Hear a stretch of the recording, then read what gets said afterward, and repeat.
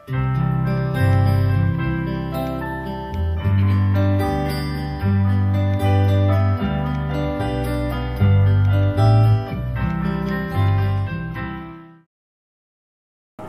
is 3:30 en over het algemeen ben Bilkens wel meestal van de klok, nou het is al 3:30 geweest. We wouden er los. We moesten nog even met wat stoelen sjouwen, want maar wat zeggen, we hadden geen idee hoeveel mensen naar te komen zouden, maar top, valt ons best met. En ze komen zelfs uit de buitengebieden. Ik hoor Bitgen en Belgium zitten, Harlingen daar achteraan vanzelf. Dus ben we heel eens met, ook met echte Bilkens. Weet niet precies.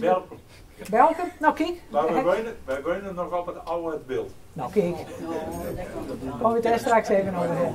Voor degenen die het mij niet kennen, ik ben Ali Bronger, voorzitter van Beeldse Eigenen. En te gaan met Leendert Nauta, die straks het woord door Cel en Marianne, die ik hem al getroffen heb bij de koffie. Vertegenwoordigen wij het bestuur vandaag. En wij willen je zien laten wat we met doende binnen. En dat is dan de dorpskanon. Nou, die krijgen straks alle uitleggen over. Dat ga ik niet verklappen hoe het alle erin anders zit. Het is wel zo dat het een project is wat we in 2019, dus al 3 jaar geleden met starten binnen. We hebben bij een startbijeenkomst geweest in Jensen. En heel inspirerend verhaal doen nog door Foppe van Heerenveen. We dachten, ja, wij als Beeldse Eigenen, die hem ook doende houdt met historie, vinden eigenlijk wel dat wij hier wat met moeten. Dus we hebben ons aangemeld, maar dan niet als afzonderlijk dorp, maar als gemeente. Waren we al niet meer, maar we zijn wel de streek, het beeld. En dat willen we graag bevestigen en uitdragen. Wij hebben door een vroegen om even een pilot te doen. Nou, ik ga zijn naam niet noemen, maar dat merk je hem straks wel. En door allerlei omstandigheden drukte niet, ik wil corona hier niet de schuld van geven, maar gewoon wat drukte is het even wat in de opstartfase hangen bleven. Totdat we dit jaar zeiden, nou moet er ook eens een keer wat gebeuren. Nou, en nou zit een gang erin.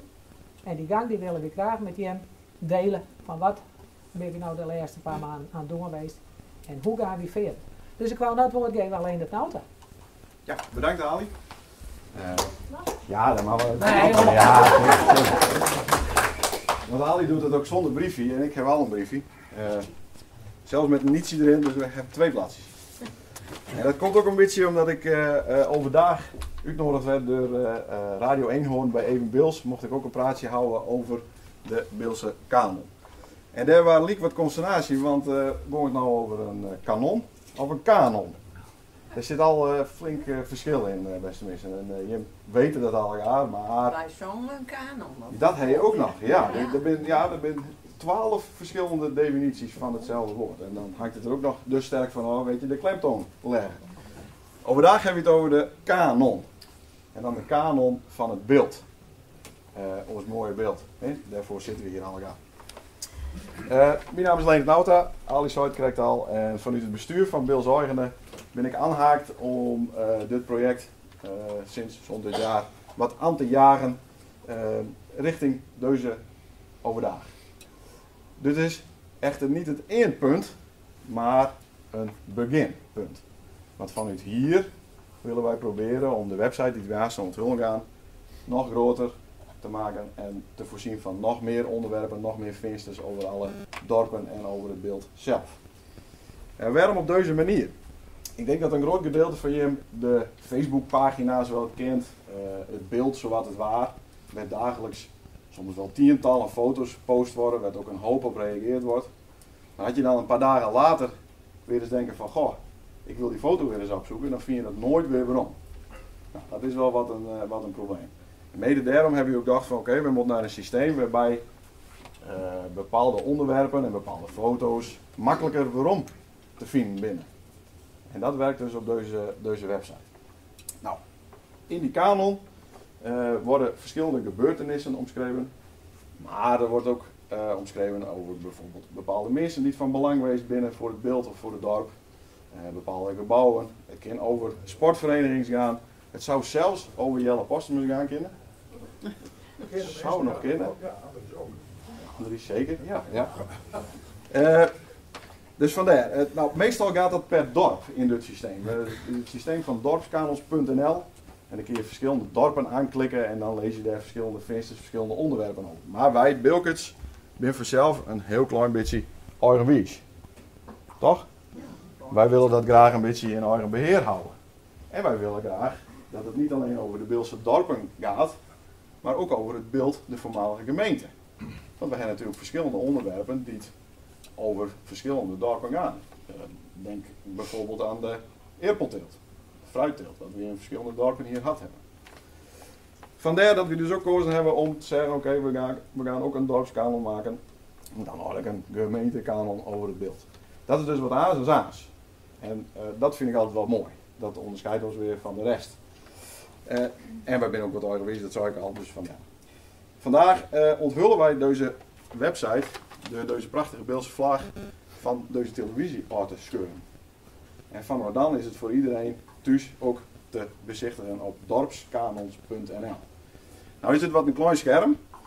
Wij kunnen haast na het schoft ook even 1-op-1 achter een computer kruipen, zodat je hem allegaar even zien kan hoe het er nou echt allegaar uitziet en wat voor vensters er binnen.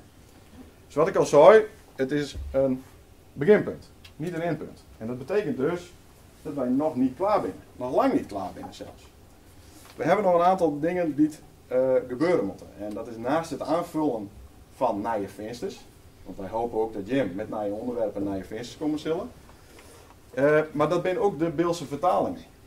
Want het dus staat binnen nog maar een paar mensen die de Beelse taal dusdanig machtig binnen, die we daarop vertrouwen kunnen, dat wij Nederlandse taal inleveren, dat we die in Gave Beels weer weer omkrijgen. Dus daar ben we mee doende, maar we kunnen die vrijwilligers niet overspoelen met honderden vensters van hier, dit moet na je week klaar wezen. Dus dat is een ding wat nog loopt. Wat ook nog loopt, zijn de algemene teksten over de dorpen. We hebben dat nou even geleend, onder andere van Wikipedia.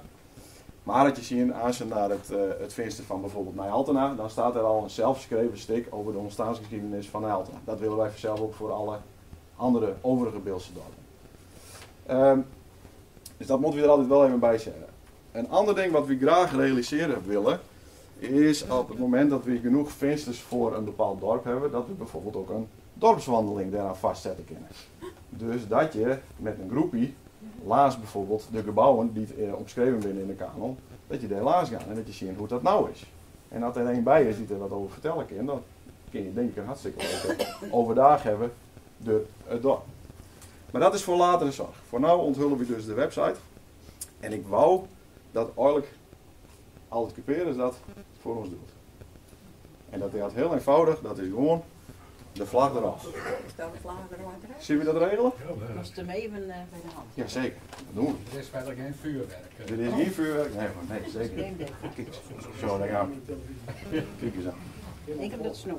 Ja. Kijk. Wij trekken deze eraf en dan horen wij een groot applaus van alle bezoekers.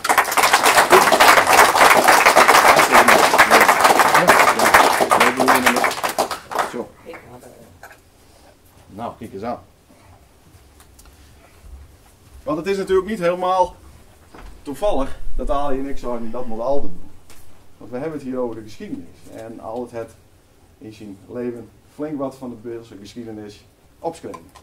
En wij zouden ook graag gebruik maken willen van de informatie die het altijd al maakt heeft. Zodat we dat ook op de website zetten kunnen. Zodat dat de komende jaren en jaren daarna door iedereen nog opzocht worden. Dat zouden we zeer op prijs stellen. Dus bij deze, hij is opend. Nou moet ik even op mijn briefje kijken. Ja. Jan Faber zei ik krijg jonkie tegen mij, maar ik ben ook al 41. Dat is mooi. Daar is een korte broek aan hangen. Ja. Hek vanochtend wel een dag, maar Met z'n laten horen. het mocht niet van Ali. Nou, dan had hij van Gus gedaan. Ja. Want ik weet niet of dat zien hebben, maar op Facebook en Instagram hebben ze Gus een filmpje gemaakt, hadden ze fris korte broekjes aan. Ja. Onderbroeken. Ja, Er dat staat wel wat onder gelukkig, maar ging per ongeluk. ja. Kun je daar wat opzoeken. Ik ben al veel te lang weer aan het woord geweest. Het is tijd dat wij ook even kennis maken met eigenlijk de aanjager van de dorpskanons. En dat is Bouke Volksma. Die heeft een leuke presentatie. En daarna luisteren we naar 3 van de vrijwilligers die een aantal vensters voor deze dorpskanon website vult hebben. En dan horen wij van haar welke vinders dat binnen, waarom zij voor die onderwerpen gekozen hebben en hoe zij dat onderzoek al deden. Dus allereerst nou het woord aan Bouw. Hartstikke mooi. Leendert, hoe lang heb ik? Niet te lang Bouw hoor. Ik heb een singeltje, een LP en een dubbel LP. Nou, Doe maar voor de zin.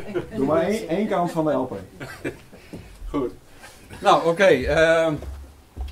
Mijn verhaal speelt zich dan even op dit scherm. Het is wat groter. En trouwens, ik kom met de woorden, dus ja, het beeld dat is me net heel erg eigen. Dat spijt me, maar kleer, het is net oors.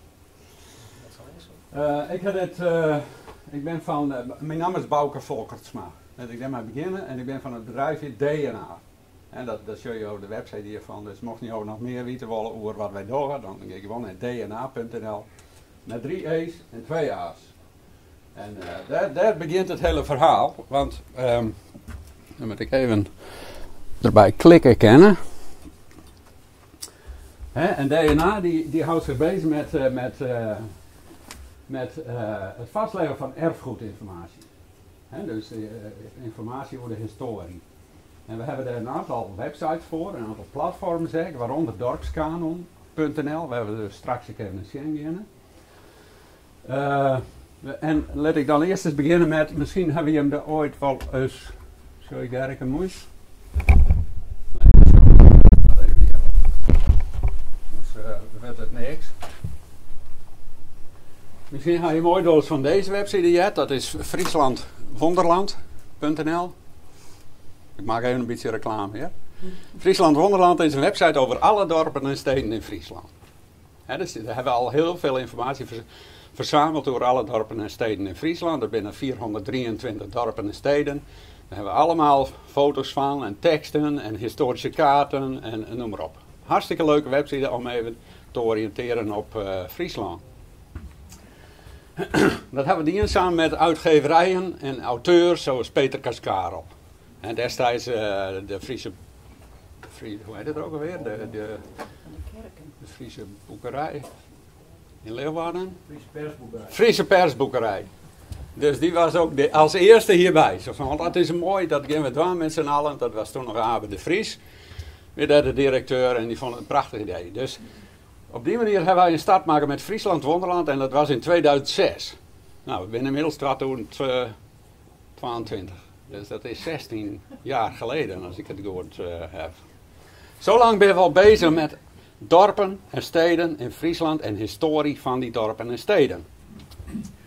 Deze website hebben we op een bepaald moment wel van gedacht van, ja, maar wat is nou leuk? Wat zou nou leuker wijzen om de dorpen zelf weg daarin een stem te gaan, zodat de dorpen zelf weg een verhalen daaraan toevoegen kunnen. En dat lijkt het heel logisch, want de echte kennis van het dorp zit in het dorp zelf. Daar ben ik van overtuigd. Dat zit niet bij het Tresor. Dat zit in het dorp. Bij de inwoners van het dorp. Die weten het meeste van de historie van het dorp. Nou, en toen hebben we dus deze website bedacht. Dat is dus dorpskanon.nl. En dat stelt dorpen en steden, destijds in Friesland, in staat om hun eigen historische verhalen toe te voegen of op te schrijven op een platform. En dat heet dus dorpskanon.nl. Ik let even hier zien. En dat is nog even niet die van het beeld. Dus ik pak nou even een andere. Omdat ik gewoon een leuk voorbeeldje vind. En dat is die van Going Reap. Nou, dit is de dorpskanon van Going Reap. Het mooie kerkje van Going Reap. En een filmpje zit erbij. Ik zal even... Ik weet niet of er muziek bij zit.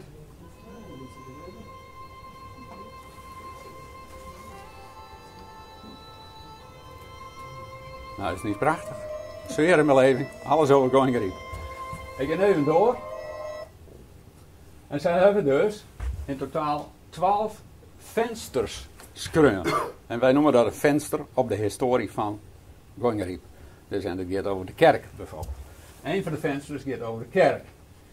En even zien, die pak ik er dan even bij. Waar staat die ook alweer?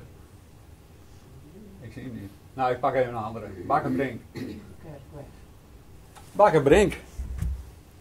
Going Reap vond het mooi om een verhaaltje te schreeuwen over Bakkerbrink.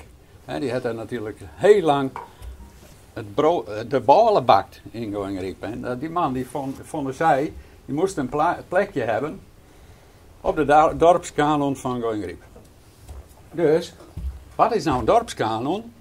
Een dorpskanon is een verzameling verhalen over alles wat een dorp definieert.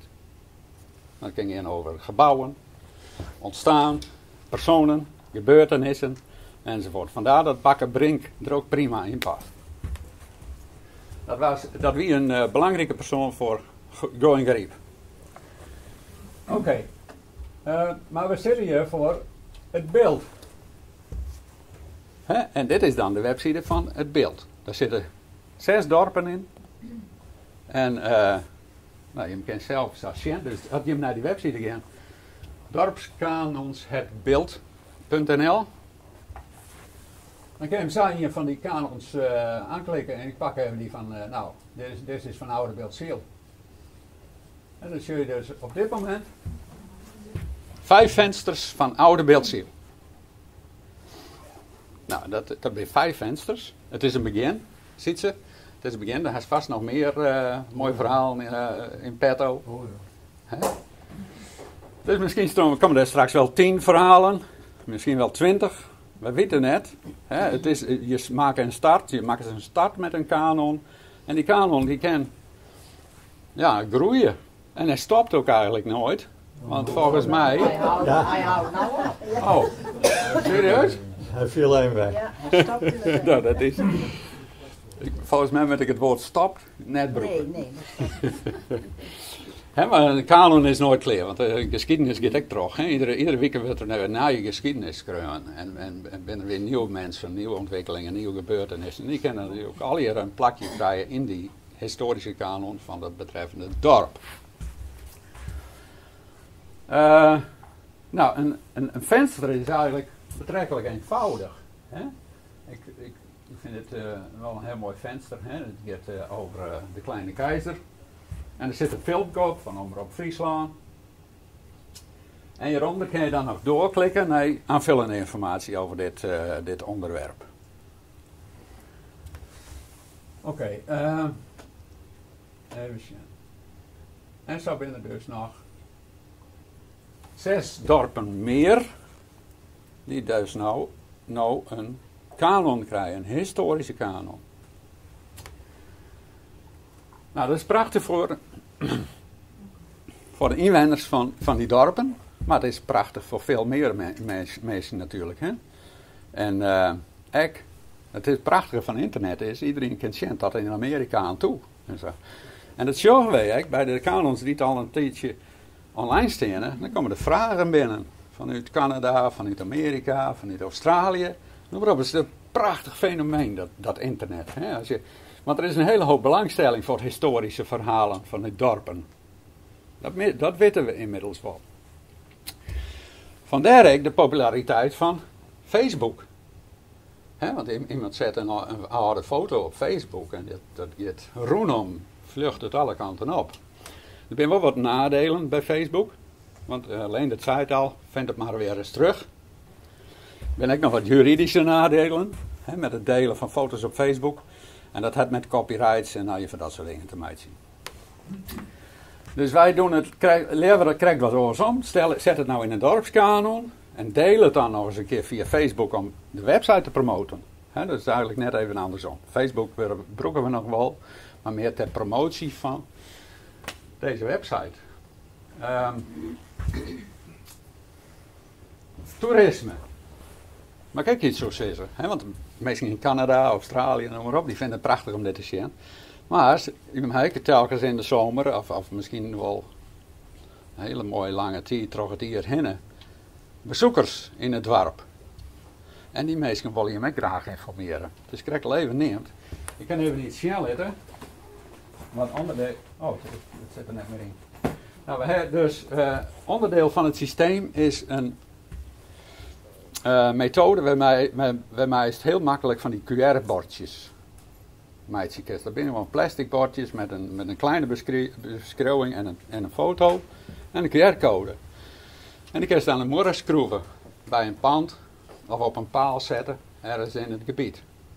En iedere toerist die voorbij komt, die kan dan even scannen en het verhaal lezen wat vervolgens staat op dit platformwebsite.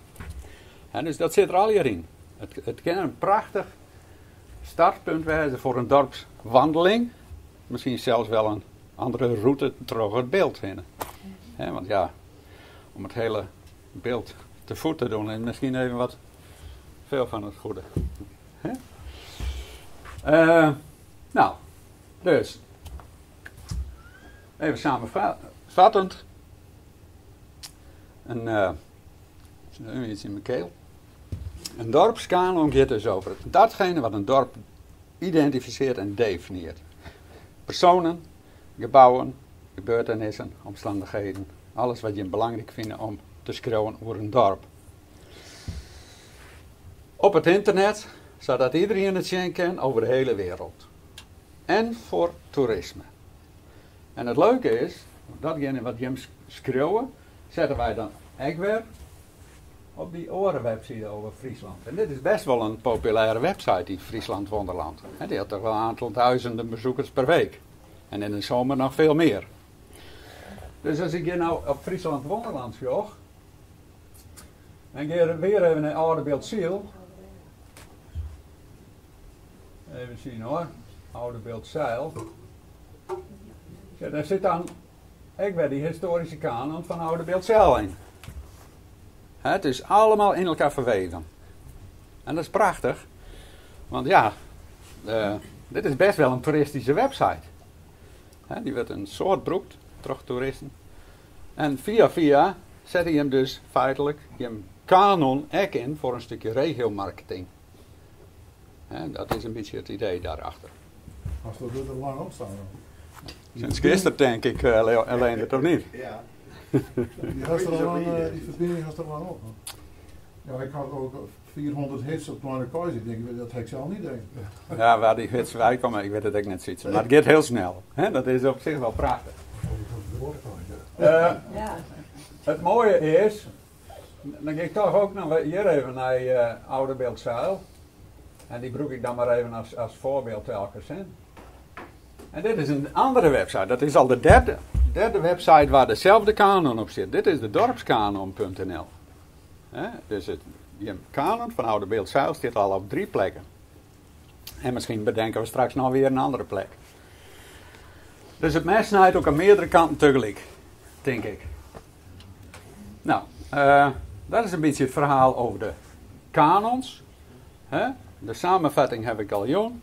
De wandelroutes is een heel mooi nieuw perspectief, wat misschien volgend jaar al, ik weet niet wanneer je hem dat eventueel doen willen, met het seizoen allemaal wat in het veld aan bordjes tel te zetten. Maar ik ga nog even verder en dan ben ik hier een beetje klaar met mijn verhaal. Dan is het singeltje op. Dit zijn dorpsarchieven. Want een dorpskanon is prachtig. Dan heb je het bijvoorbeeld over 20 of 30 of 40 onderwerpen over een bepaald dorp. Maar stel, dat zegt, ik in het systeem broeken voor een archief. Ik zet gewoon alles erin. Nou, dat kan ook. Hetzelfde systeem kan ik broeken voor een dorpsarchief. En dat is op dit moment in een aantal dorpen aan het doen. En Jesterijn is daarin het vierst.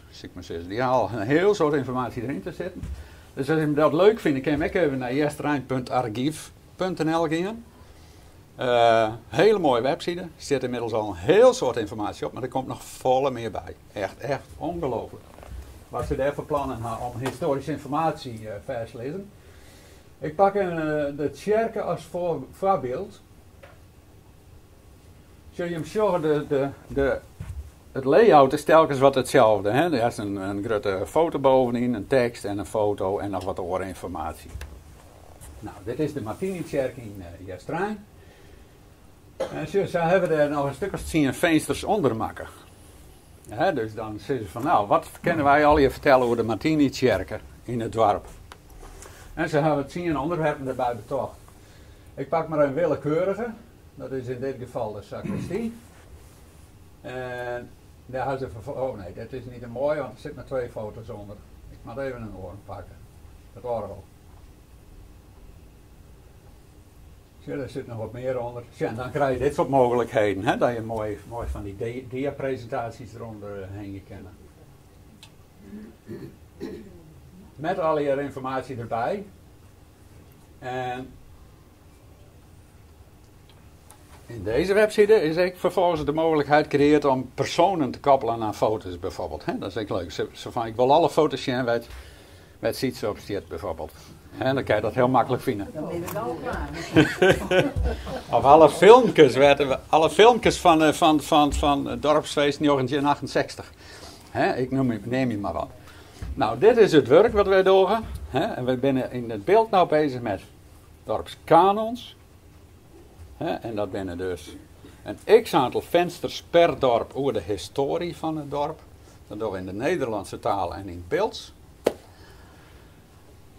Als onderdeel van een groter geheel waarbij we dus toerisme erbij betrekken willen. Nou, en het archief, nou ja, ik moet toch even snel omdat je dan het hele plaatsje even roen ha.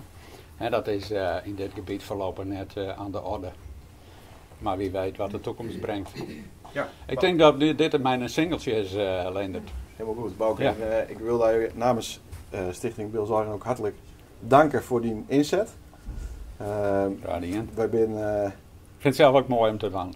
Ja, nou maar goed, dat merken we ook aan alles. Wij zien nou ook weer dat het niet stopt bij alleen de dorpskanons, maar dat we juist ook de archieven in gaan. Dat is wel mooi. Bouke, hartstikke bedankt. Het was niet altijd makkelijk, want we hebben een paar, ik krijg al een paar Oinoïse beeldjes erbij. Waaronder ik zelf, dus dat is wel eens even wat spannend. Maar deze man heeft het perfect altijd oplost. En wij hopen nog op een lange en vruchtbare samenwerking. Dat hoop ik ook. Bouke Volkersma. Dankjewel. Dan gaan we nou weer even een beetje waarom naar het beeld. Want we wouden die hem graag ook wat zien en horen laten van de vrijwilligers die hetzelfde vensters indeeld hebben en geschreven hebben. En ik wou als allereerst Geertje Kingma hier naartoe vragen. Geertje is een van de schrijvers te gaan met Joep voor de vensters van het dorpskanon in Vrouwbuurt. Ja, zullen we dit op het grote scherm hebben? Ik kan gewoon even naar het beeld gaan. Nou. Waar was het heen, hè? Vrouwbuurt. Vrouwbuurt. Het is maar een klein eentje. Ik zit op de verkeerde. Ik ben Jesse, denk ik. Nee, ik net. Zoveel hebben we er nou inmiddels. Even zien. Vrouwbuurt, vrouwenparochie. Bestaan we nog? Ja, we bestaan. En ik wil graag, voordat we beginnen, Geertje, even waarom naar een van de vergaderingen die we gehad hebben. Wij zitten hier altijd in de bibliotheek. En toen wij voor het eerst het scherm erbij hadden, zodat ook de schrijvers hun vensters waarom zagen, toen was het eigenlijk een soort van blikseminslag bij Geertje die zei, ja, nou hek het deur. Dit stopt nooit. En dat was wat er gebeurde. Ja. Dat wordt altijd weer aanvuld. Ja. Dat was trouwens niet het enige, werd ik vreselijk van schrok. Ik ken iedereen mij wel verstaan, want ik kreeg van Sier de opdracht om die duidelijk uit te spreken. Dat was het computergebeuren. Ik ben al aardig op leeftijd en dat heb ik dus vroeger niet metgekregen. Maar daar was Joep, die vrouw Buurt, en die wist dus alles, dus wat ik aanleverde. Dat kon hij mooi in de venster zetten en het zelf nog bijdragen levert. Dus dat was een mooie oplossing voor mij. Dus ik hoefde eerst alleen maar te schrijven. En ik hoefde me helemaal niet druk te maken om hoe dat nou precies op de computer te laten kwam. Maar daar had ik helemaal geen kees van even. Er is een mooie slogan en die zei: de geschiedenis gaat door het eigen dorp. En ik denk dat dat ook echt zo is. En toen ik vroegen was om mee te doen aan het schrijven over Vrouwbuurt, toen heb ik volgens mij, ik weet niet dat Ali het volgens mij vroegen, dat ik dus dacht van, nou ja, daar wil ik eigenlijk wel eens aan meedoen, want ik weet nog ook vanwege mijn leeftijd een hele protte over Vrouwbuurt van vroeger.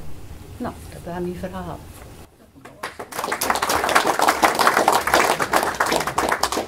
Nou, het mooie van de dorpskanon vind ik zelf dat de verschillende mensen bijeinander komen. Wat we hier ook zagen met Geertje en met Joep vanuit het plaatselijk belang. En wij zijn ons ervan bewust dat vooral misschien de oudere generatie wat moeite heeft met het opzetten van de teksten op de website. En daar kunnen we altijd met ondersteunen. Dus dat vind ik wel mooi. Ik wou eigenlijk van Jan Kunst en de 7 Teun van Vrouwbuurt naar de Teun van Satanne. Ja. Ik zou het direct aan het denken. Ik ben al heel veel tuin Ja. Teun Bauma. Nou, voor de mensen die mij niet kennen, Teun Bauma. importbilker sinds 1970. Maar mijn beide beppers ben wel beeld. Dus ik heb één broer, dat is Gerrit Baum, van Minderska vroeger. Hij had hier ook even iets zitten. Die had het Friese bloed gekregen, ik had het Beeldse bloed gekregen. Dus dat stroomt volop door mijn adem heen. Nou wil ik eigenlijk even staan naar de dorpskanon. Ja, van Sint-Anne, hè? Ja, van Sint-Anne. Ja, die heb ik ervoor. Welk venster was het? Nou, we gaan eerst maar eens naar de gasfabriek. De gasfabriek. Even zien, dat is deze gasfabriek. Ja, je beginnen met de Jan Keizer en ik ben een beetje de aanspreekpunt voor de vensters van Sint-Anne. Daarnaast ook nog een beetje van Zwarte Haan, kom ik zo meteen ook nog wel even op. Ja, en dan probeer je die vensters te maken. Jan die heeft er al verschillende gemaakt. Nou, ik ben er hier ook met begonnen. En ik denk van, nou, wat is een populair actueel onderwerp? En dat is een gasfabriek. Het gas is vrij te duur. Dat weten we zo langzamerhand allemaal. Maar in die tijd staat bij over van petroleum naar gas. Ging het hele beeld over op het gas? Nee, dat waren alleen Sint-Anne, Vrouwbuurt en Sint-Jabeek. Oude ziel viel er buiten. We hadden eerder elektrisch dan de rest. Klopt, want ik wou dat kijk zeggen, er waren een van de gemeente in de gemeenteraad die zei van ja jongens, wij moeten niet aan het gas, dat gaat verkeerd, wij moeten aan het elektrisch. Nou, die man die had best een frictie in de blik. En oude ziel die viel de buiten. Dus oude ziel die zei, maar ja, wij gaan aan het elektrisch. En die heeft zich aansloten bij een coöperatie. Nou, uiteindelijk is het natuurlijk allemaal wel aardgas worden. Maar het is een mooi verhaal. Wat ik vond, we hebben ook mooie foto's van. Beelds Eigen heeft natuurlijk een schat aan informatie in de kelder liggen. We hebben er ook wat bijlagen bij zitten. Want we vinden natuurlijk ook wel wat krantenberichten af en toe. En die dat is het mooiste van deze vensters. We kennen ze deze is nog correct andersom. Die moet ik nog even recht zetten. Zie je wel. Dat zijn de mensen die zelf even aan het woord wees binnen over de zwarte gasfabriek. Nou zat ik van een week nog even te denken over dat verhaaltje. En toen denk ik van die gasfabriek, waar dat nou een soort in Sint-Anne een soort Tata-stiel van het beeld. Want die kolen die kwamen natuurlijk via de Zuidervaart allemaal binnen. Die werden wel los. Nou dat zal alle kooltjes wel niet aan de Waal komen wezen. En ik denk, ja, die werden ook verstookt vanzelf. En dat afvalwater, dat moest ook wel loosd worden. Dat zal ook wel weer in de Zuidervaart gaan wezen.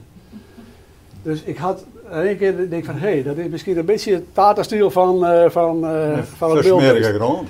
Van de smerige grond. Ja. Nou, dat was dus de gasfabriek. Dan denk ik van, ja, ik probeer een beetje te zoeken in deze beginfase van welke bedrijven zijn nou belangrijk geweest voor het dorp. CQ, belangrijk ben geweest voor het beeld. Wij moesten 6 munten halen. Ja. Dan kregen we van de gulden 4 cent erom. Zie je? Ja, 16 cent. Nou, even naar de volgende toe. Dat is... Ja, hè? Ik weet niet hoe Sloep. we hem daarmee deden. Nou, Sloep, hij zit beneden. Hij zit wat verder naar beneden. Rechts. Allerlaatste. Allerlaatste. Oh, deze. Ja.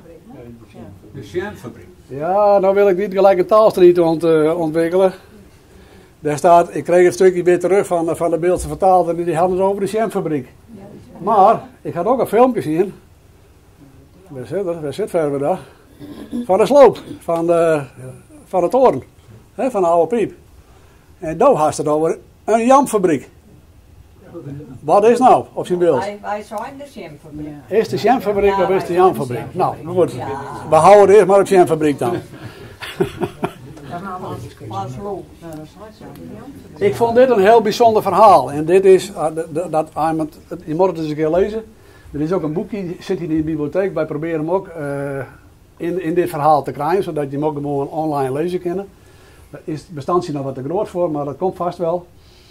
Maar hoe doorzettingsvermogen die man had om zijn fabriek van de grond te krijgen. Onvoorstelbaar hoe het er begonnen is met wat likeuren. Alcoholvrije likeuren. Een unicum. Maar in die tijd prachtig mooi, want we zaten net een beetje in die ontwenningsfase van, we moesten van de drank af. En hij presteerde dan alcoholvrije likeuren te maken. Nou, hij raakt ook in contact met andere mensen. En toen had hij in de gaten, ja, Sint-Anne, ik moet heel veel leveren aan de wereld. Sint-Anne lijkt nou niet direct bereikbaar voor het vervoer. Toen nog niet. Dus ik moet maar naar Leeuwarden toe. Dus hij had 2 fabrieken in Leeuwarden gehad. 1 huurt en 1 bouwt. Op een gegeven moment werd het vervoer naar Sint-Anne ook nog wat beter natuurlijk. De spoorlijn die kwam en toen dacht hij van wacht even. Toen was hij toe naar de fabriek toe. Toen had hij het bos Hans al in bezit. En hier het Achterhof, werd nou de Beukelenstraat, hadden ze ook al in bezit. Toen dacht hij van nou, dan kan ik ook wel weer terug. En toen is hij weer teruggekomen in Sint-Anne en het dus de jamfabriek bouwt. Het mooie van de man is, we hadden het zo kijk over de sloop van de piep. De man die was zo trots dat die piep bouwd werd. Toen zei hij eindelijk van, nou heb ik eindelijk een echte fabriek. Hij had de piep erbij, nou heb ik eindelijk een echte fabriek. Nou, en dan wordt de fruitteelt wordt allemaal wat minder en dan zie je de teleurgang ook weer zo van zo'n bedrijf. Hoe jammerlijk dat is. He, dat hoe zo'n bedrijf dan opgebouwd is en hoe dat dan uiteindelijk ook weer wat slecht onderhoud van de gebouwen, vele kosten. Beukelaar wou graag bouwen, dus die had wel belang bij het Achterhof. Dus uiteindelijk heeft ze besloten van stop er maar met. Nou, mooi verhaal om dat eens een keer te lezen. Ik raad het je allemaal aan. Dan hebben we de Beeldse Bank. En ik had hem onder Sint-Anne staan, maar ja, de Beeldse Bank zat natuurlijk niet alleen in Sint-Anne. En ik denk dat Lint het hem ook al verschoven heeft naar... Ik heb hem onder het beeld zetten, ja. Oh, we hebben hem onder het beeld zetten. Zit ik Hij is bij er de ook verkeerde door, te zien. ja. Ik ben naar de kanon van het beeld. Van het beeld. Dus dit is een filmpje van Jan de Vries. Ja, joh. Nou, Ja, ik die een straks even ben. horen. Even zien, de Beeldse Bank. De Beeldse Bank. Het mooie van schrijven van onderwerpen is ook dat je zelf er een beetje affiniteit met hebt met het onderwerp. Dat kan uit pure belangstelling wezen.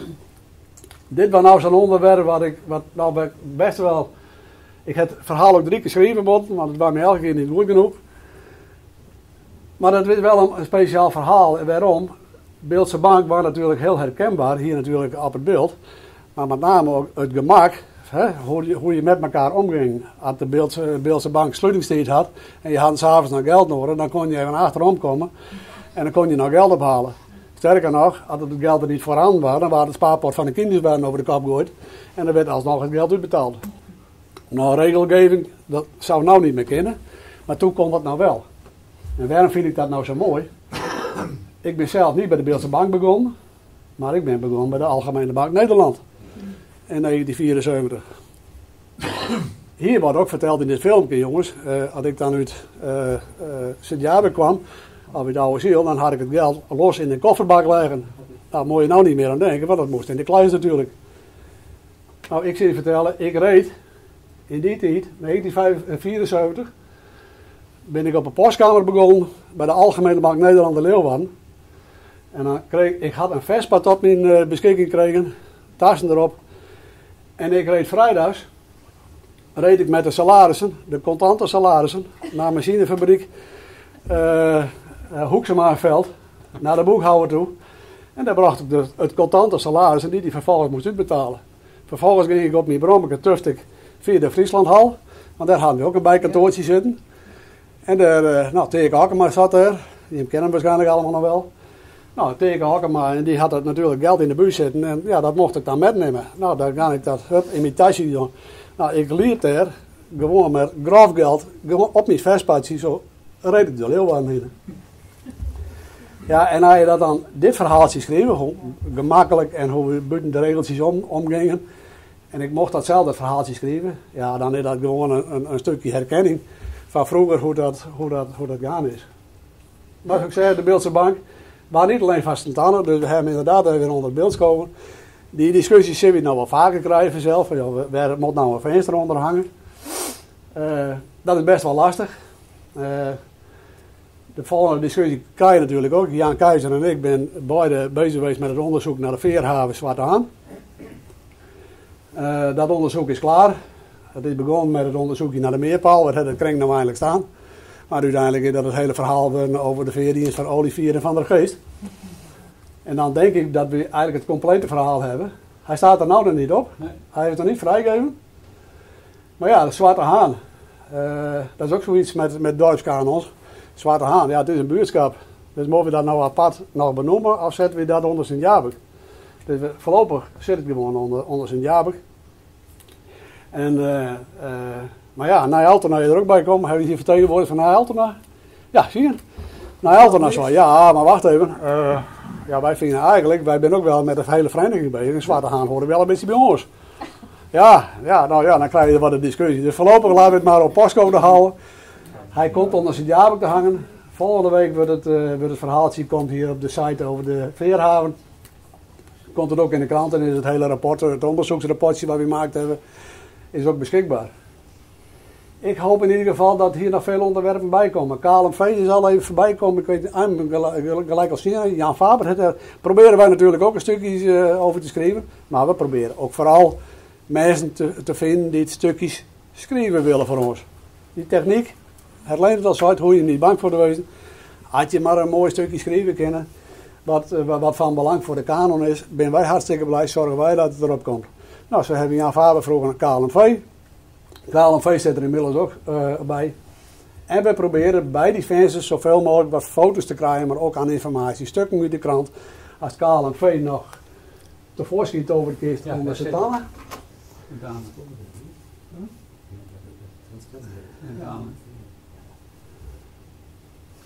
Daar staat hij al. KLMV. Ja. Stuk geschreven. Nou, is ook een filmpje van geweest. Maar er is ook een prachtig mooi. In de Beeldse Post heeft een hele serie artikelen staan. Beeldse bedrijven met een verhaal. Nou, als je hem aanklikt, Beeldse bedrijven met, even zien, de KLV, onder staat hij. Ja, wat heb ik nou hier? Ja, dat weet ik niet. Ik klik even op de verkeerde. Dan zit ik hier nou ziel. Hier. Hieronder bedoel ik. Ja. Zit in het document? Iets mee. Aan de onderkant van de tekst. Dat Hier, Ja. dit bedoel je. Ja. Nou, dit zijn de verhalen die in de Beeldse Post verschijnen binnen. Ja, dan kun je het hele stuk in ieder geval nog eens een keer lekker achter je bureau eens even nalezen. En zo proberen we de informatie die bij het bedrijf horen.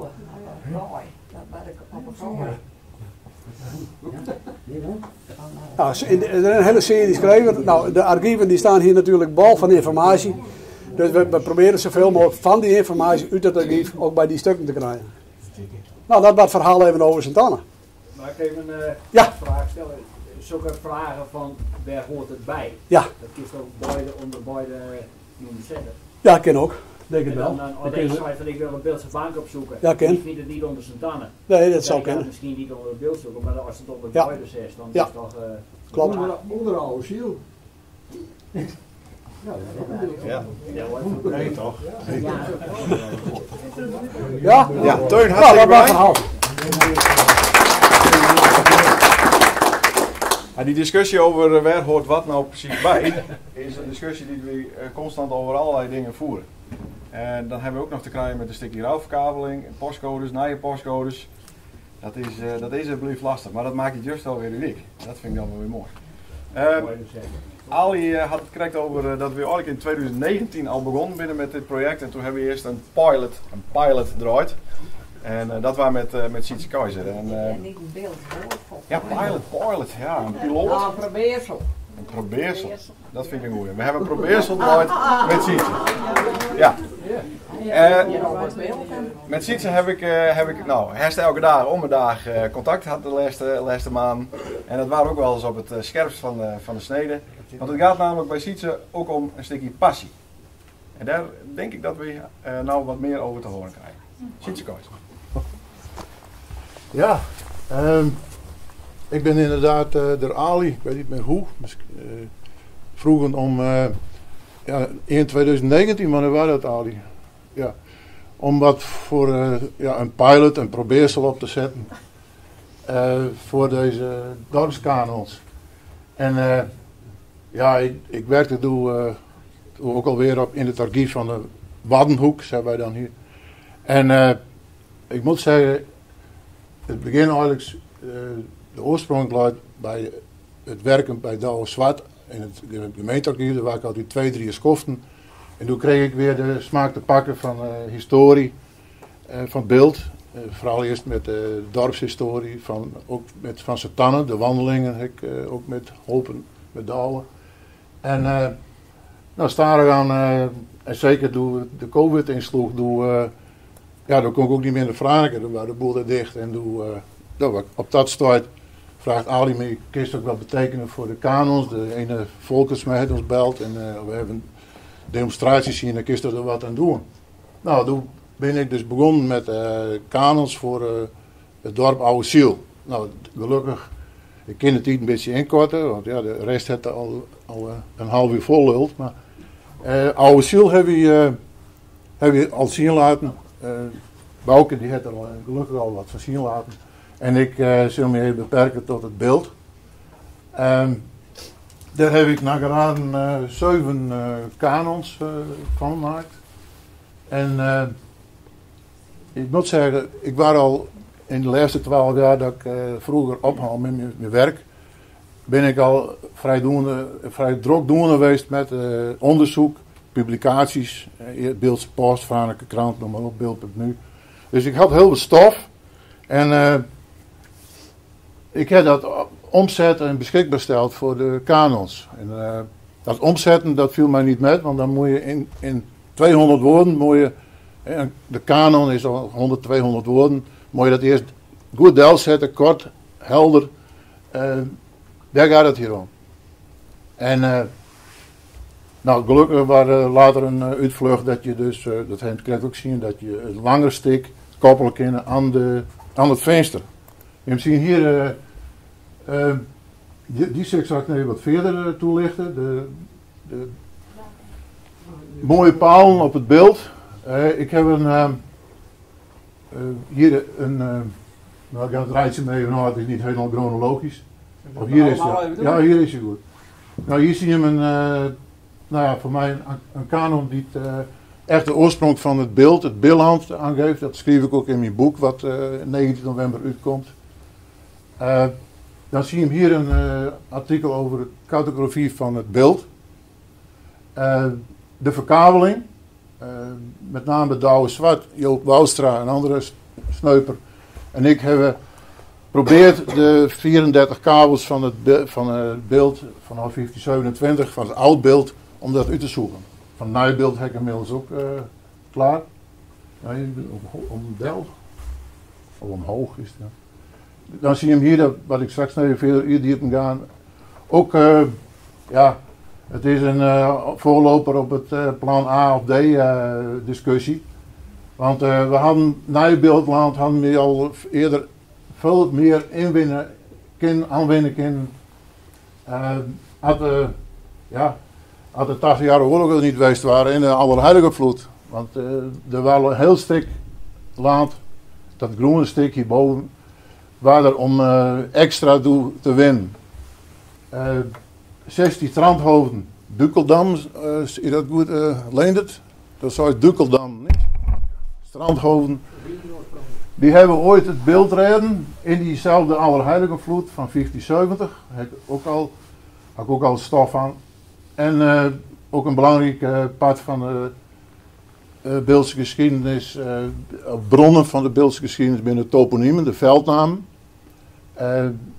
Waren ook al wat toegankelijker gemaakt door Piet Anus van Dijk en Anne Piet van Dijk. Hoyt en Seun en ook Geertje Wieminga hadden daar al in Word-documenten toegankelijk gemaakt. En ik heb een derde stap voor de beeldshouder gemaakt om het nog in spreadsheets verder nog meer toegankelijker te maken. Ik ben hier in te zien meer dan 1000 veldnamen aan de hand van de gewassenkaarten van de NAC van vroeger. Prachtige bron. Heb ik ook gebruikt voor mijn boek. Hangt hier ook naar je onder? Ja. Ja, hè? Dat was die bank. Die ook op het ziel stond trouwens. We hebben nog woont. Dan de mooie paal. Kun je er even heen gaan? Ja. Je kan misschien zien dat die mooie paal ook te vinden binnen via de kaart. Dus niet eerst dat ook even zien aan de balkon. Dat is best wel een mooie interactie. Hier zie je hem, die mooie paal. Die daar ontbloot is door Aldert Cuperus en Jan Dijkstra, hier op het hoekje van Oosterdiek. Die kun je aanklikken en dan kun je dezelfde gang, via een andere weg kun je dezelfde tekst, dezelfde venster krijgen. Dus meer op de kaart georiënteerd. Nou, ik heb hier, de tekst die zie je hem gelukkig niet, want dan zou ik misschien aanluiden. Maar ik kan er wel iets over vertellen. Die mooie paal, dat is een initiatief geweest van Aldert Cuperus, op het sluit dat het beeld ingeschoven worden zou in de Waardhoeken, in de Waddenhoek. En toen is er dus ook via het amendement van de Vrije Wilkens op 7 december 2017, de laatste gemeenteraadsverkiezing en ook het laatste agendapunt, is er vastgesteld dat er het beeld als streek, als regio bestaan blijven moet. Krijg zoals de Veluwe en wat heeft nog meer in Nederland. Twente, Achterhoek enzovoort. En de spelling van doe nog Ajax het beeld, waar dat doe ook vastsluit. Ik ben er later ook nog wel goed op met ook de beeldtaal op mijn vingers tikt. Dat het beeld is. Nou, dus niet het beeld, maar officieel is het beeld. Het beeld. En we leven op het beeld en we komen uit de klooi. Van de woorden. Deze mooie paal, die ben zo samengesteld met het Beeldse wapen. Met aarden en schelpen. En misschien kun je even een deur gaan in het steken aan, het langere stik. Dan ga ik even met de plaatsjes langs. Ik heb namelijk onderzocht hoe het door de jaren heen met die mooie paal ontstaan heeft. En het is ook op mijn beeldgist te zien, een geografisch informatiesysteem. We zien de gele ballonnetjes, daar heeft het staan in, even denken. Ken nou wat erbij. Ja. 1650, dan waren het limietpaal. Dat waren dus de grens van het jachtgebied. De rode, dat binnen de rode ballonnetjes, dat is het plak waar de palen stonden. Inmiddels 11 palen in 1718 op een kaart van Scultanus. En de laatste, de blauwe, dat is dus vastgesteld in samenwerking met Aldert. Daar binnen 10 extra palen, maar er stond inmiddels een paal op een mooie paal. Die is in 2005 ook delzet op 22 februari. Ook ontbloot door Aldert. En die stonden al lang op een mooie paal. En toen waren er dus weer 11 palen. Ik ga een beetje omhoog doen. Voor 2018. En die moeten ook symboliseren, die moeten de bescherming van het beeld als regio, als streek met een eigen taal en cultuur en eigen wijze mensen, moeten die dat beschermen en ook vastleggen. Misschien kun je eens naar de deur gaan. Ja. Je kent dus hier hele studies binnen hier aan het vastzet. Ook krantenknipsels, het jachthuis in het bos, wat later een plaats worden.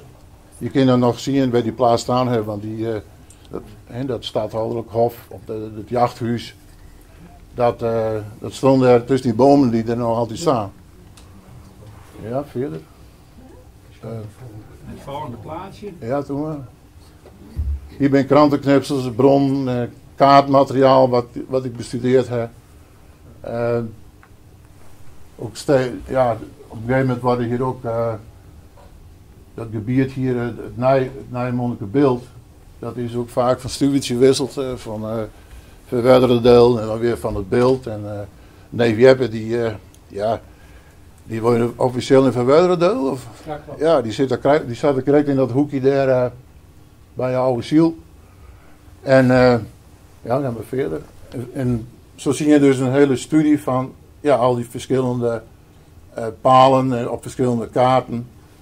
Zo kon ik dat eerste kaartje dus samenstellen. Ja, dan maar verder hoor. Ja. Het is mooi dat dit grote platen zijn, hè. Ja, doe maar. Het is uitgebreide informatie. Ja, ik heb elk part van het beeld heeft dat in detail aangegeven waar die palen stonden en waarom niet. En misschien ook nog weer een. Dus je kan die citaten lezen, er zijn prachtige citaten bij, bijvoorbeeld in 1795 met de Franse Revolutie, waar het gelijkheid, vrijheid en broederschap. En er worden alle namen en uit wapen stikt. En wacht maar, ik heb er iets omhoog, er gaat nog wat te hard. Ja. En door waren de vervoerlijke macht die moest dan beknot worden. Er heeft ook al die palen die stonden voor het Koningshuis. Die moesten, want ja, de stadhouder die jaagde daar en misschien de koning ook wel eens, maar die moesten daar ook voort. Bij ze verdwenen en later zien ze weer waarom. Op kaarten weer waarom komen die mooie palen. En hier zie je dus het kaartje van het beeld. Zo het waren van 55 tot 84. En nou is het, ja, alleen is het al bekend wat nou, want we weten hoe het geschreven wordt. Maar het is nog niet precies bekend wat de kaart van het beeld nou is. Hè? Nee.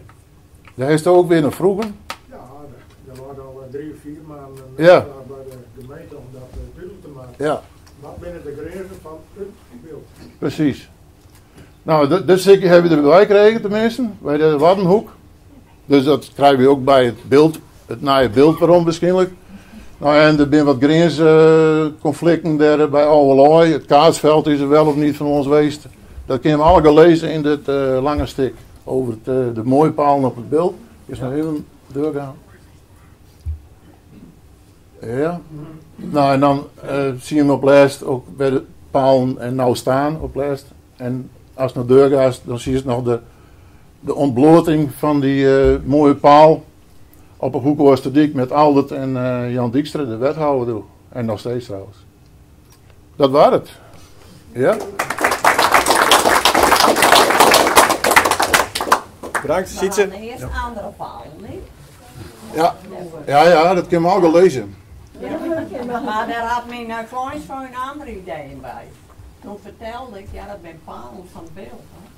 Laat de burgemeester daar begroepen. Ja, dat waren die grafzerken, ja. Sorry. Oh, daar hebben we hier. We hebben een burgemeester gehad, ik noem geen naam, maar die woonde daar wel onder hebben. Dat was Klaas niet hoor. Gewoon een horizontale plaatsing onder het wapen. Daar staat het beeld 2018. Dus dat wil zeggen dat vanuit toen Ja. het beeld binnen die nieuwe gemeente Waddenhoek Ja, een apart gebied was. precies. Ja. Ja, let op de details. Ja, ook dat was een eind en een begin. Toegelijk. Ja. Wij gaan even om schoft. En als je het interessant vindt, we hebben 2 laptops daar aan die tafel. Daar kun je er ook even induiken. En we hebben alle vrijwilligers beschikbaar voor vragen. Daarna hebben we nog even een sluiting. Dus niet stiekem er vandoor gaan. Er komt nog even een sluiting. Nee, want een vraagje ook wezen. Hè? Er is een redactie, daar had ik het krijg ook even over. Stel dat er nou een bedenkt van ik ga dit en dit erop zetten, maar die gebruikt alle geraden worden. Nou, betekent. Er zit natuurlijk wel even een veiligheid in. Hè? Het is niet zo dat elke een de gekste dingen opzetten kan. Dus daar moet je hem niet bang voor wezen. En ik hoor Sipien ook, sorry, mevrouw van der Wal. Krijgen. Dat weet ik wel, ja. Die hoor ik nou zeggen, ja, dat ik thuis ben, dan weet ik dat niet meer. Maar weet je wat het is, als je hem gewoon thuis een verhaal schrijven, om iemand is met een pen, of je hem typen dat, of wat je hem dan ook moet doen. Wij kunnen met z'n allen daar veel meer mee doen. Wij zijn blijer met een schreven verhaal dan met geen verhaal. Dus als je hem dat ook gewoon in je gedachten houdt, dan is die blokkade voort van, oh help, er komt een computer aan te pas. Dus zo moeten we niet denken. Sipi zit, ja, die gaat vannacht Die het gaat straks schrijven. brengen. Ja, dat denk Ja, ik ook. ik zie hem Ja, wel. en zo ben ik gelukkig meer. Sipi Ehm, met de fut. Ja, het hindert niks. Die is- Nog met die de is niet fut, meer die zo bestaat al wat niet eens, moet je je voorstellen. Nou, zoals ik zo in 2019 begon, dit jaar echt even de scraps kon handrokken en er wat mee deed. We zijn heel wies met een protsie meesten en stikken wat meesten die hier gauw eens even met een ander om de tafel zitten hebben, even nadenken, hoe pakken we dit op? En voor in de eerste keer dan denk je van, wat is dit allemaal? En stiltjes aan, krijgt het wat vorm. Nou, die vorm die hebben we hem nou zien laten. Daar willen we met verder, maar we willen die meesten van het eerste uur toch even bedanken. Dus ik roep ze nou dan even een voor. En dan wou ik even beginnen met Sietse. Met zijn probeersteltje. Dat hou ik erin. Dat vind ik veel mooier dan die pilot. Ja, ja. Sietse, dankjewel voor die probeersel en voor het voortzetten en alles. En de krijgt van Marianne alleen het een mooi blompie. Deze tuut dan. Nee. Nee, dat kan niet meer. Nee, dat mag niet meer, jongen. Deze. Een knoesje Ik hou anderhalve knoesje. meter. Ja. Een knoesje dat kind. Dankjewel. De man ook laten. Oké. Dankjewel. We hadden daarvoor vrouw Beurt, Joep Sprenger. Die zit in plaatselijk belang. Joep is er even niet, maar Ja, neem ik die direct even met. Ruud heeft Ja. wel beloofd dat hij de blom wel bij jullie Ja, brengt. ja, ik ben er Dus voor. Ruud neemt direct de blom even met. En Geertje King, maar wou ik ook even voor het licht. Niks, hoe de maken bij Jassie. En Geertje krijgt ook een blom. Dat is wel leuk. Dat vertellen we niet veel. Ja, jongen, dat ja. Nou, kijk. Alsjeblieft. Hartstikke bedankt. Dankjewel. Geertje, bedankt. Toen begonnen we met Sint-Jabek. Andries, die heeft ook wat aan het computer gebeuren en wat aan het tijd. Maar het spookt hem toch wel in het hoofd om. En ik denk, Andries, dat er heus nog wel wat verhalen over het hooghuis of wat dan ook, of het strandhuis boven komen. Alleen, moest even tijd vinden. Dus Ja, moet even tijd voor de komen, eerste ja. paar keer, dit is het aanzet. Zoals het heeft misschien nog niet genoeg deed, maar dan is het gewoon de betreksmeester erbij en het komt vast wel een keer goed. Ja. Dankjewel. Ja.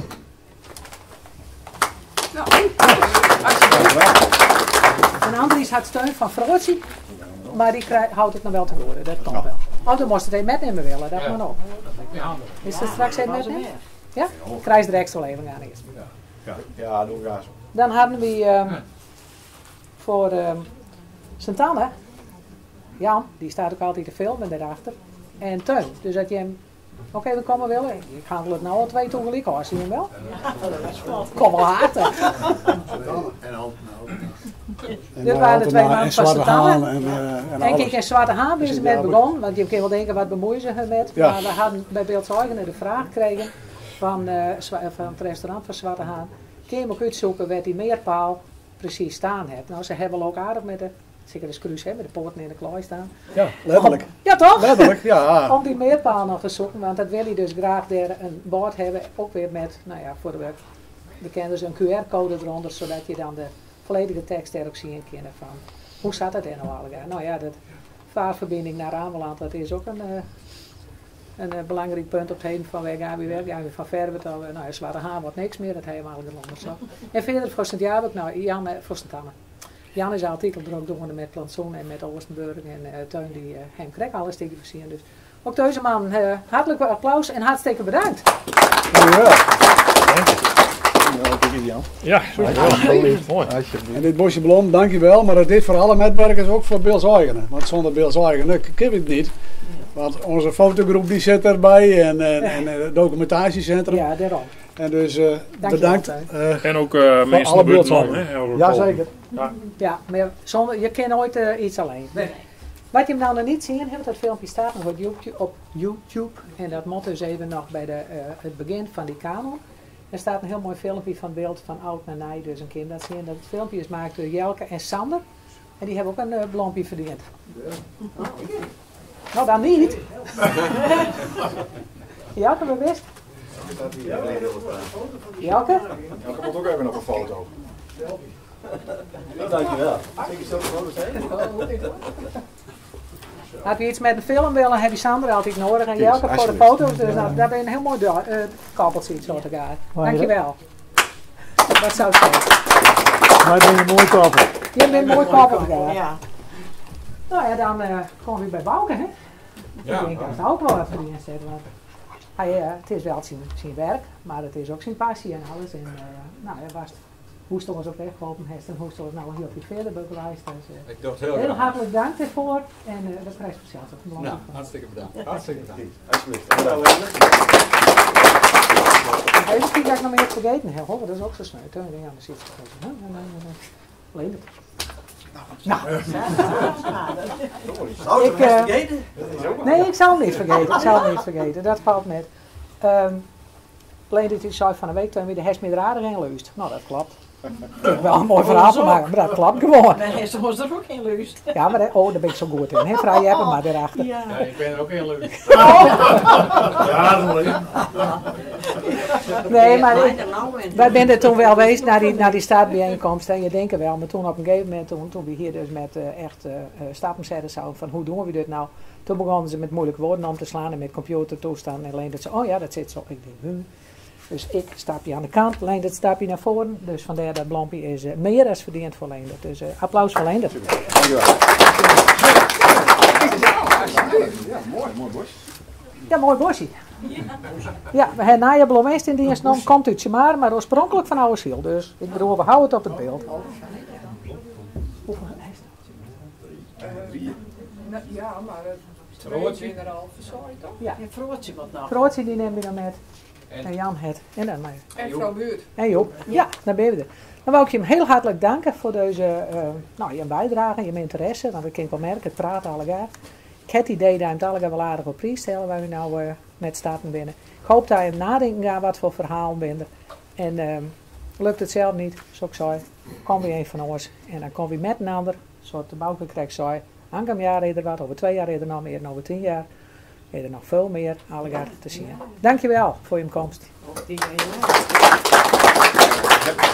hebben maar 1 bosje. En die moet vanzelf naar Mieke en Halt. Dat is ook zo. Ja, en hartstikke Maar die bedankt bent er ook voor in het geluisterd. Ja, die bent er ook in lust. Ja. Dus daar doen we ook nog een applausje voor. Helemaal goed. Hartstikke bedankt. Want hoe heb ik ze erin geluisterd? Ik was bij Albert en Minke. Want dat is ook weer iets van Leendert. Ik ga hem nog even kort naar luisteren. Er komt ook nog een project met Leendert ook achter staat. En dat is korte filmpjes met hoe zit het, zo zit het. En Aldert die het Aldert Cuperusfonds, we hebben ook het Henk Kasfonds, dat gaat dan over taal. Het Aldert Cuperusfonds gaat over geschiedenis. En die kleine filmpjes, dat kind dus bezig van hoe komt Kiekershuisje, als die naam hadden we het over, niet Aldert. En zo'n soort dingen. Dus dan vraagt, op film vraagt, ik denk dat Jan dat doet, maar dat wist Jan nog niet. Hoe komt het Kiekershuisje als je naam, en dan is het altijd zo en zo. Dan is het, hoe zit het, zo zit het. Dus die filmpjes gaan we doen. En zo waar ik bij Aldert van, wil je daar ook aan metwerken? En toen zei ik, je dan zaterdag ook even komen, dus van daar in Leus. Maar graag één. Dan zijn we daar gaan, maar niet. Spiet van? Kiekershuis moet niet aan een skiethuis denken, maar aan wat anders. Ja, maar wat zou daar niet vinden? Spiet van? Nee, mooi. nee, helemaal nou, niet. Nee. Dan sluiten we nou heel de avond nog. Ja. Dankjewel.